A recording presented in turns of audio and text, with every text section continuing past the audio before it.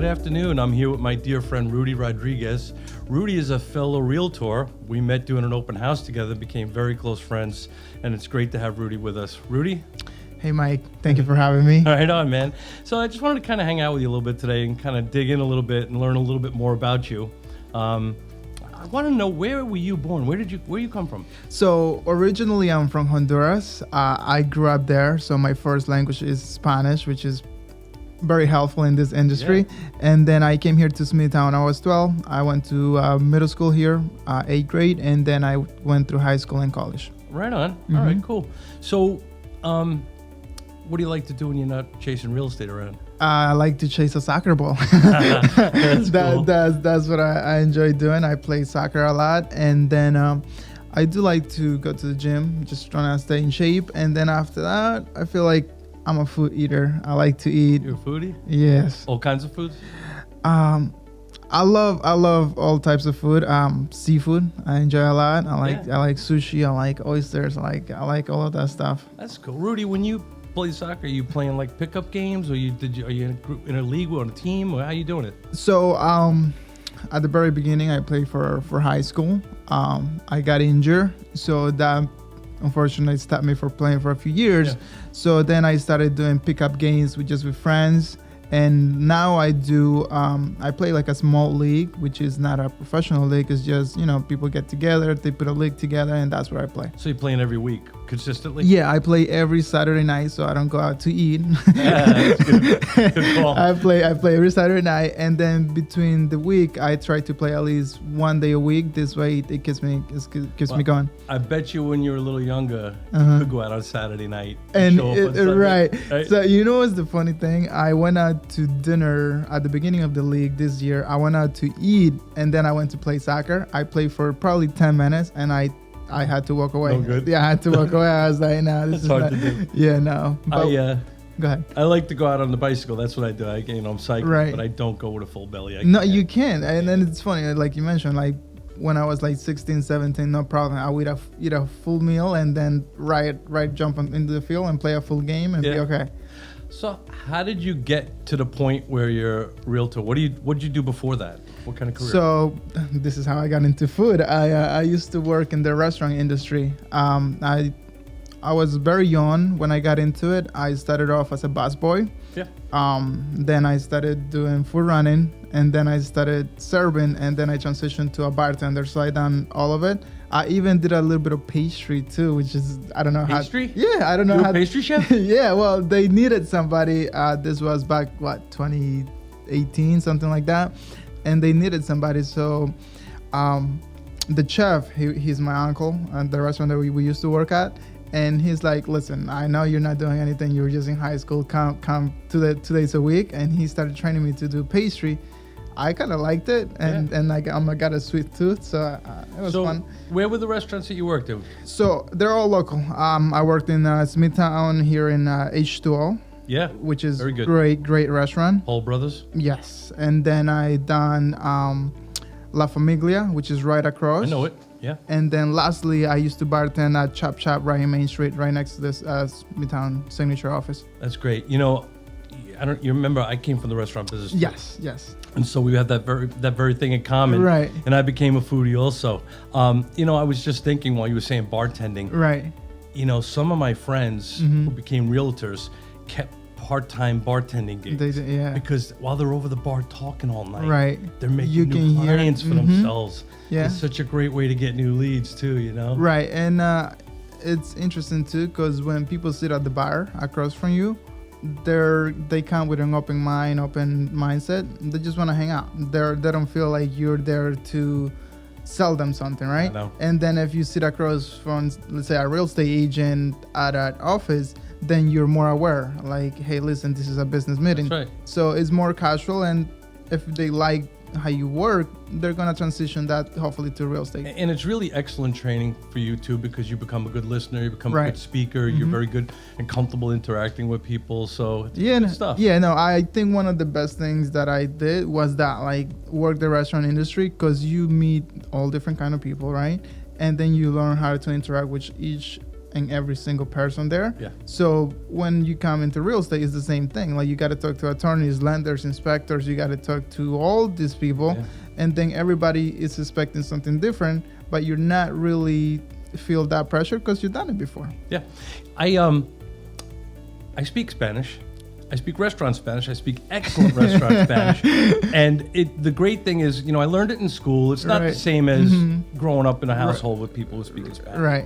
But when I was in the restaurant, I always practiced my Spanish with my Spanish team. Right. So if I was in the kitchen, the team was, I would practice on them. Okay. And they would practice English back at me, and it just helped me get better at it. Exactly, right? yeah. But my Spanish isn't good enough to help me speak technically on some of the things that are so important in real estate. Yeah. So when we met and we did that open house together, thank God you were there, because there were some people that came in who didn't speak any English, and I couldn't get there enough with them, and thank God you were there to save me, Yeah, really and I think it's one of the things that helped me in this business. I can provide that. And I had to learn different Spanish, because real estate Spanish is completely different to just the regular Spanish that you speak, like the terms and everything. Yeah. Even for us, like when we got into real estate, some terms we had to learn them. Yeah. So it's also kind of learning another language. What made you decide it was time to make a career change? I did, when I was working at La Familia in Smithtown, I met a couple investors. I became really good friends with them. And then I also got in touch with Dan O'Neill. Yeah. And then he was working at La Familia, and then he started doing real estate. Dan was? Yes. Oh. So this was like 5 years ago. Oh. And then when I saw what he did, I was like, you know what? Let me follow his footsteps. And then I joined the O'Neill team. I never knew you were on his team. Mm-hmm. I never did. Yeah, I was in his team my first year in real estate. At Coldwell Banker? When he was at Coldwell, and then we made the transition to Signature. Okay. I was in Signature with the O'Neill team for probably 6 months, and then I made the jump on my own after that. So you and Dan were on the Coldwell Banker team in Smithtown. Right. I was at the time working for Coldwell Banker in Dix Hills. Oh, wow. I ended up switching over to Signature Premier. We opened the new Setauket office. Right. And you also followed Signature and Dan over to Setauket. Right. And that's where we met and became friends. And Yes. that's a small world. I didn't know Dan was there. Yeah, no, he was there. But everybody has like that. I feel like a lot of people have that similar journey where we did either restaurants or some type of like customer service, and then we got into real estate. What do you like about doing the real estate? Diversity. I think is very diverse. You can focus working with buyers. You can focus working with sellers. You can focus on investing. You can focus on, let's say, Spanish clientele, and you get different joy out of each specific thing, right? Like if you flip a property, it's more like the investment mindset, and then this is how I can generate more wealth. But then also just selling one single family home to a first-time home buyer, it fills your heart basically, because it's an emotional transaction more than any investment. People think when we do real estate that it's easy. They think the office has all these leads and they give us people, and we just go in and we sell a house and we make a lot of money. Right. It's really nothing like that. There's a whole lot of homework. Right. There's a whole lot of preparing and studying and learning. We're licensed. There's a lot of legal. And, the finish line of actually selling the home is the fun part. But what part do you like most about what we do? I enjoyed the process. I think you have to enjoy the process. Otherwise, you're going to drive yourself crazy in this business. But I do enjoy that first interaction when somebody sits with me and they're like, what do I need to do? I have that first consultation with them. We set up a plan. Yeah. And then they just become friends throughout the whole transaction. And then at the closing table, just seeing how happy they are. Right. I think that satisfies me the most. I feel the same. Once I connect with somebody and we have a relationship and we start working together, I feel like I'm helping buy myself a house. Exactly. I feel like I get them the right house. In fact, I just did a deal not too long ago with a family. I didn't realize this, but they emigrated here from Colombia. Oh, wow. I didn't even know that. And now they're living the American dream. They just bought their first home. Exactly. And we went to look at the home again last night. The wife had seen it for the first time. And they're so happy about it. Right. And that's really the joy I get, is making somebody happy and helping them fulfill a dream. Yeah. And then for example, and then this, the first time I think it was my second home test that, so I don't know if it was the first one or the second, but this little girl, she was 8 years old, and we closed right on my birthday, right? And then she wrote like a happy birthday card for me, but at the same time in the note she wrote, I'm very thankful for you. Now I have a place to stay and I don't have to worry where I'm going to sleep every night or where I'm going to go. Wow. And that touched me. Like, that was a very emotional moment. And from there on, I was like, listen, I want to keep doing this more and more. That's really sweet. Yeah. And that's the other part of it too. Like, you know, to find new transactions, some realtors do a lot of office work, Right. calling people, looking at lists and stuff. And some of us work more on referral and have that relationship, but really we don't know that stuff until we get down the line and we get finished and we have a relationship. And now we're friends for life. We're clients for life. Exactly. We stay in touch with these folks so that they continue to work with us and come to us for recommendations on contractors. Right. But that information comes out late. Like I said, this buyer, I didn't realize this. Right. We're almost there at closing now, right? Yeah. So that's really great. You know, and I think, like you said, right, you don't know who you're going to meet, and that's the beauty of it. You don't know who you're helping, and hopefully that person refers you to more people, and then you meet, you know, more clients that way. What kind of work schedule do you keep for yourself? Is it very consistent? Are you all over the place? How do you do it? I wish I was a little more organized. It depends on the days. For example, I have Monday, Tuesdays, which are like my all over the place days where I go to the office if I need to. Wednesday, Thursday, I set up my whole weekend and I focus on. I have 2 podcasts on Wednesday, and then Thursday I'm available for, like, you know, appointments and stuff like that, meet new clients, and then Fridays is strictly, you know, scheduling everything, and then Saturday, Sunday just showing or listing. So you kind of said what I was thinking. When people ask me, you know, what days I work or what days I'm off, this is my answer. I work every day. Yes. And I'm off every day. Yes. Because it's not, we don't work traditional, No. you know, 9 to 5 or 10-hour days. Right. We work when we need to work. We don't work. If we need to go Right. do 3 showings and then go get a haircut, we go get a haircut. Exactly. We go to the gym. Right. And then tomorrow it's different. So I Yeah. kind of like that because Yeah. I used to be in the restaurant business locked inside 4 walls. Right. For 60 hours a week, It sometimes was- 70 hours it a was week. It was painful, like a yeah. cage. Yeah, no, Right? and you know, it was nice out. You couldn't step outside. It was, you know, Yeah. so that's the beauty of the real estate, where you stay in the office for 2 hours, and then you can just walk outside and meet the neighborhood. Yeah. And enjoy the weather, meet people.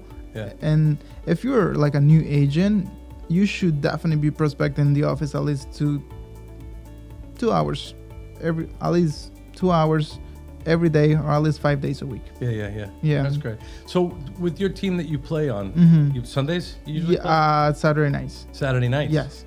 How late? Usually we keep it like around 7 or 8. Oh, God. Yeah. That's the end of the day for me. Yeah, we're no, in yeah. different age groups, so it's hard. No. But I like it because, you know, you build all this, I don't want to say stress, but all this work overload, and then you on a Saturday night, instead of going out, getting, you know, doing something else, you go, you sweat, and then you relax for something. I just don't have the energy that time anymore. I do my workouts earlier in the day, you know? No, it's sometimes it's really painful. Like, but then once you're down, you're like, all right, that was worth it. That's the hardest part, is getting dressed and showing up. Yeah. Once you start, you have no choice but to step up to it. Right, Especially exactly. when you're on a team. Yeah, no, yeah, and then they're kind of expecting you to perform, so Do you have positions you play in, or do you guys move around? We move around. Mostly I play forward. Oh. But yeah. It's like a striker? Yeah, striker. Yeah. Yeah. Okay. Yeah. Good for you. You must be fast and you got good eyes. And Yeah, no, I used to be faster, but but we still got it. We're still doing it. yeah, you're still pretty youthful, so Yeah. that's good. Yeah. What's the rest of today look like for you? So today I have a showing at 5, and then I'm doing a little prospecting from like probably 3:30 to 4:30, and then just head out to the showing. Will that be on the phone, or you go door knocking? Right now, I put something out in Brownwood, so I'm working that sphere. Okay. I believe listings are the best way to go when it comes to getting more leads. Yeah. So I usually try to work that sphere right there. You bring up a good point. People ask me, what's your neighborhood? Where do you work? Right. And we don't do that anymore. Oh, you know, no. 25, 30 years ago, a realtor worked the neighborhood and they saturated the neighborhood. Yes. Since the internet, it's not like that anymore. No. So it's kind of like, you get a listing here, you make a sale there, you kind of work that area to try to get the next one. That's kind of, it could be all over the place. Yeah, and it's all well and good if you can market just one specific area and do business in that area. But for me, when I came into the industry, and I feel like I'm fairly new, it's only been 2 years, I go where the business calls me. Yeah. I like you went to a house, I think it was Roosevelt or Hampstead. Yeah. I have a listing in Hampstead. Yeah. I just sold something in Shirley. Yeah. So it's like I go all over the island, wherever it takes. And I'm doing the same thing. And at the moment I'm doing a rental in Port Jefferson Station, which is nice because it's really close to home, but that never happens for me. I had the listing in the Hampstead. I did one in Greenlawn recently, and we just bought a house at Selden with somebody else, and wherever it takes. That's really what it comes but down also to. It's a good thing because I remember when I started doing real estate, driving to Nassau for me was like, wow, this is such a long drive, right? Now I hop on the car and it's like, oh, I'm here already. Like it doesn't feel like a long drive. Rudy, I'm really glad you came in today. We get to hang out a little bit and chat. Yes. We don't see each other enough. We pass. We might do an open house together, but thanks so much for showing up today. Appreciate it, bro. Hey, listen, thank you. Thanks. Cheers.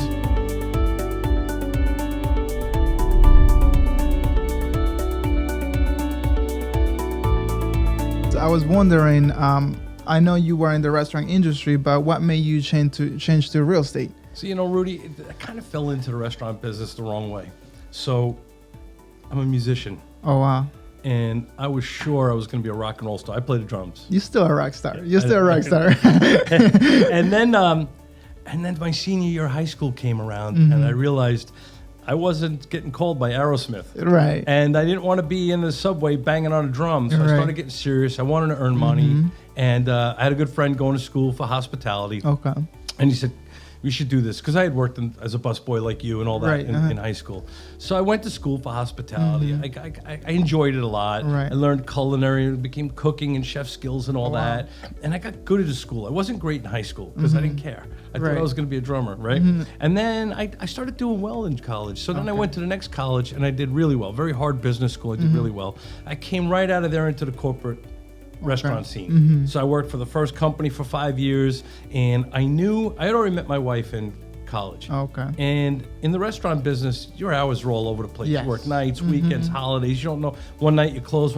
So I knew the only way to get a control of my schedule was to become the general manager of the restaurant. Okay. So I pushed myself hard to get promoted. I became a general manager at 23 years old. Oh, wow. Really busy restaurant. And so then I was able to start scheduling myself off on Sunday and Monday and having a normal life outside the business. That's awesome. So that's kind of how I got into business. And, I did about 30 years. I worked for a bunch of different companies, grew my career. I opened probably 25 different restaurants throughout the time. In the 30 years I was out there, I was a multi-unit leader for about 15 years. I had a couple times I worked in Manhattan. I worked for Cozy before 9/11 and in the city, and I was there for 9/11. That was kind of crazy. Oh, wow. And then one day I turned 50, and I just stopped and thought, I'm not achieving my personal goals. Right. And I said, I want to stop and get off of this thing. Yeah. And I'd always been interested in real estate. I've been investing. I wanted to buy. So I started taking some courses on real estate and getting interested in flipping and doing that thing. And I bought a second property because I was making money. And then I set the property up. I remodeled it, got some tenants and did that. And that led me to think, well, if I'm doing this, then maybe I should get a license. So if I sell my own properties, and then I started learning, I got my license. I started learning this game. I really enjoy this because now I'm free. Yes. I go to the gym when I want to go to the gym. I play the drums when I want to play the drums. I could be in a band. I mean, I was in 2 bands when I left. The first I did a country band, then I did a rock and roll band. And, I started having freedom again. And now really what I do is I kind of take care of myself first. I eat right. I exercise. I take care of myself. And then I work around that. So really, I'm living, trying to work to live instead of living to work like I used to do. Right. Just change my cycle. Listen, when you get a little older, things change. You start saying, hey, did I do everything I was supposed to do? Right. Maybe not. So I started pulling back and saying, I don't want to work under someone else's thumb all the time. Right. So I just visioned something. It just came to my mind. I feel like for the next listing that you get and the next video that you make on that listing, you're gonna open it playing the drums. Okay. Deal? I'll do it. All right. Yeah, Sounds good. I'll do it. Yeah. You know, I started playing around trying to record myself. So, you know, like to do some TikToks. Yeah. There's a lot of good stuff up there. I watch these other musicians all the Yes. time. I just got the technical piece because I got the backtrack in here Right. and I'm playing. You got to be able to hear the music too. So I just got to figure that piece out. But I'm game. Listen, we have the whole team right here. totally game. We're gonna make it happen. Yeah. So tell me, maybe I'll set up my drums in here and Charlie can do all the work with me. Right. That's another. My son is a professional producer. Oh wow. But he moved out of my home studio. Okay. And now I have to go to him if I want to get it done. So it's not quite as easy Listen, anymore. at least you don't, your wife is not yelling at you for playing the drums. She loves it. You know what? Here's the other thing about my family. You know, like when I grew up, it's normal noise in the house. My father was a musician. My grandfather was a musician. My wife came over from Ireland. Her father was a professional musician in an Irish band. And they had an agent that brought them here to this country. So my wife came to this country permanently when she was like 12 or 13 years old. But she was. So they were always going out and watching the father perform. So it's normal in our house. My son came up playing the drum. It's just normal, you know. So it's not noisy to anybody. I love that. And something that you mentioned too, and it kind of caught my attention. The fact that you became a general manager for a restaurant at 23, it shows, right? Your hard work, your ethics. Yeah. But also it's for people who are listening, that whatever you want to do, like control your schedule, you can make it happen. You just got to put in the work, and then that's how you get control of your life, basically. You're right. I mean, I've always been ambitious. Yeah. You know, I didn't grow up in a lot of money. I really didn't. My father worked 3 jobs. Yeah. He worked 3 jobs to get our house built and all that. Yeah. And if I wanted a little money in my pocket, I kind of would have to work. First, I started learning how to cut lawns in the neighborhood, and you know, and then I'd be a busboy, and then I wanted to get my own car. All I wanted to do was get my own car, and then I wanted to get a nicer car. And you know, you start working and you start creating goals for yourself, and earning money to get there. So yeah, you're right. But again, now I get to have the best of both worlds. Exactly. I'm able to interact with clients that I like to work with, that like to work with me, that respect what I'm doing, and I stay in touch with them forever. For me, it's not a transaction. It's not just a commission and go. Right. Yeah. That's just not how we operate. You know. Yeah. And talking about clients and everything like that, where do you think the market is heading right now? Where you see it going? I know we have high interest rates. That's the news zone in town, but I feel like we have to be the boys and tell people, listen, yes, you might have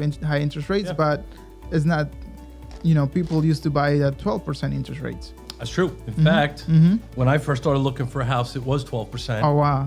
It was in the 80s. And then when I first bought my house, I was thrilled to get 8.5%. That was a great interest rate for the longest time. So, you know, we watch the national news, and I hear it too, and they're scaring everybody. Right. Real estate's going bad. It's not true, because real estate's hyper local.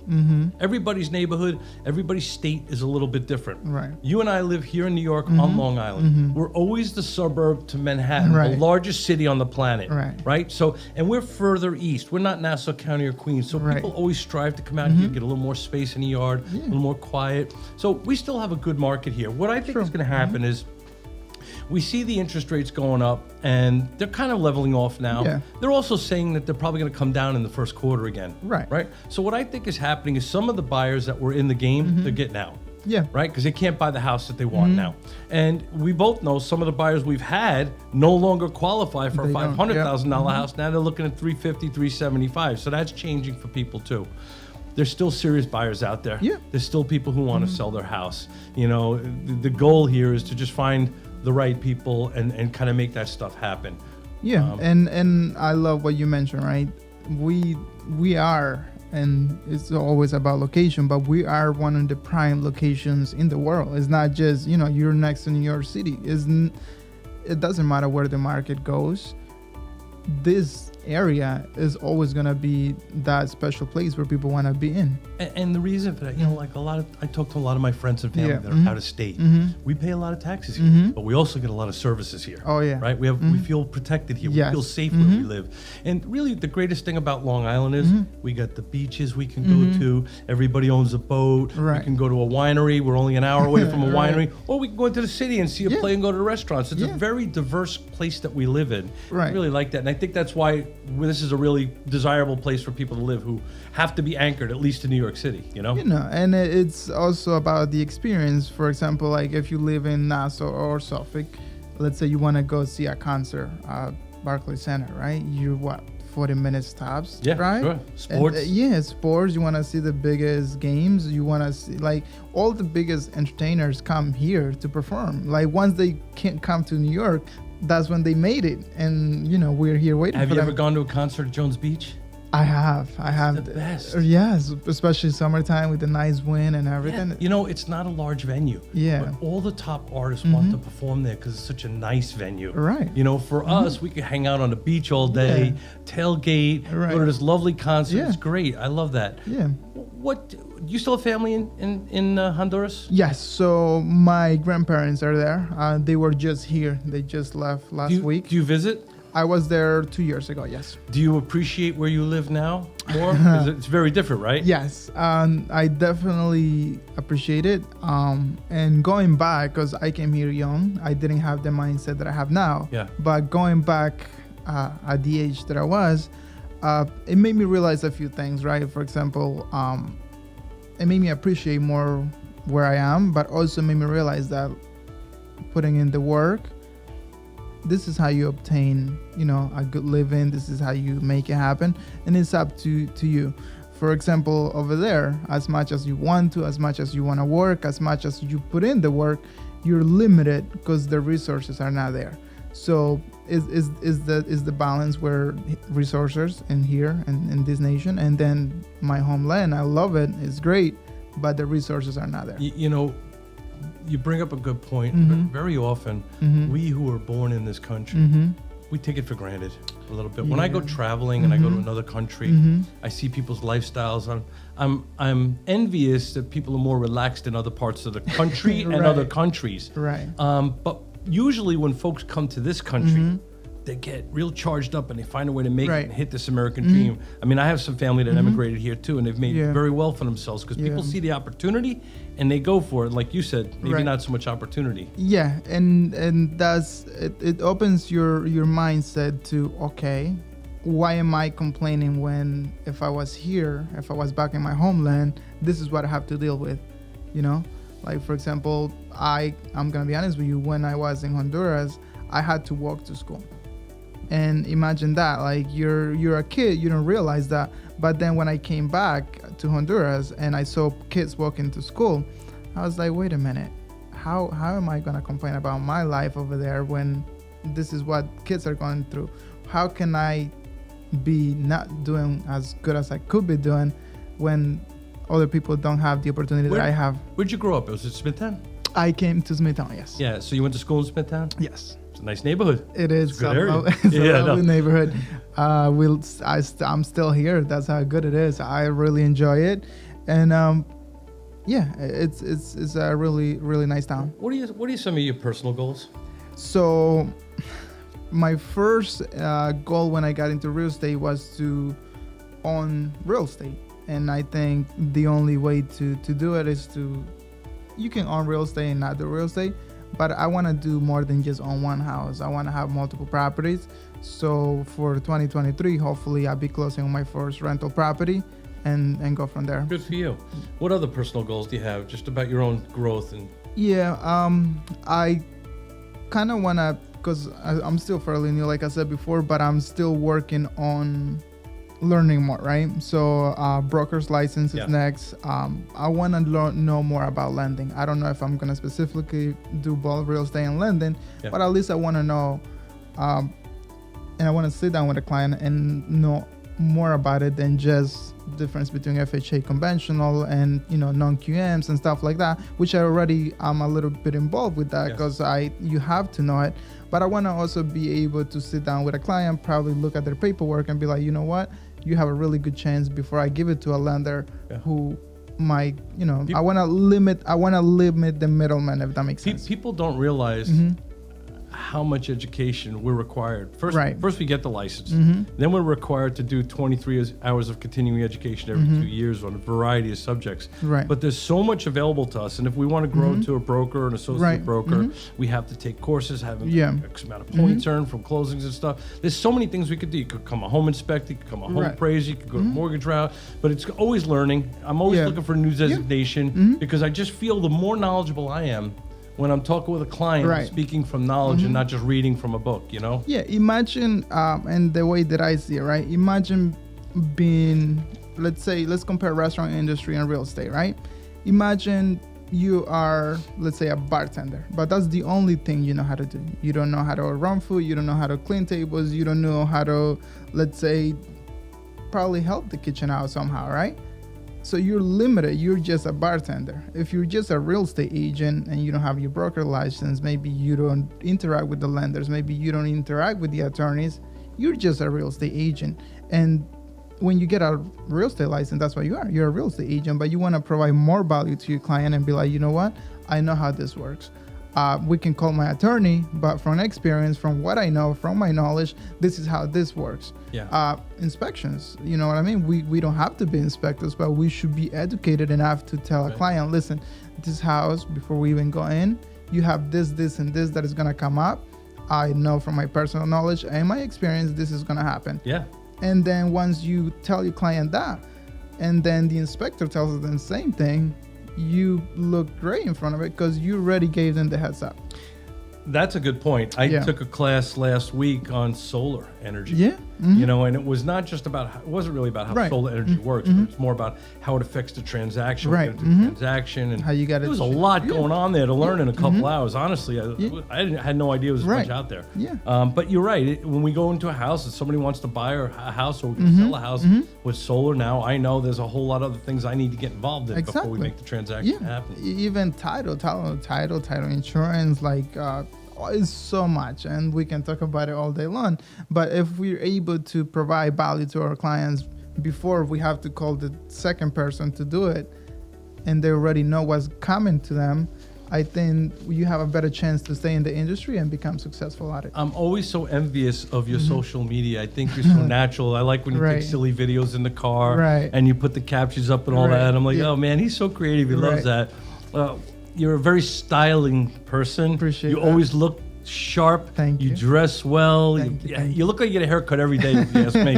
And I just want to thank you for rocking the turtleneck and bringing it back, man, because nobody does it better than you. Thank you. I appreciate that. And I got your text this morning. I'm like, all right, turtlenecks it is. I was like, I like them. I got to step up when I know I'm hanging around with you. I got to look the part. Listen, for Christmas, we're both gonna wear turtlenecks. Yeah. That's it. Are you gonna come here and do some of the events that they do here? Yeah, absolutely. I like one of the other things besides prospecting, I think, is you got to know your sphere, you got to know the people in the industry or meet new people, and just networking is one of the best ways to do it. And also you get to have fun. Yeah, it's fun. It's fun. It's nice getting out and talking to people. Yeah. Rudy, thanks again. Absolutely. Hey, listen. Cheers. Cheers.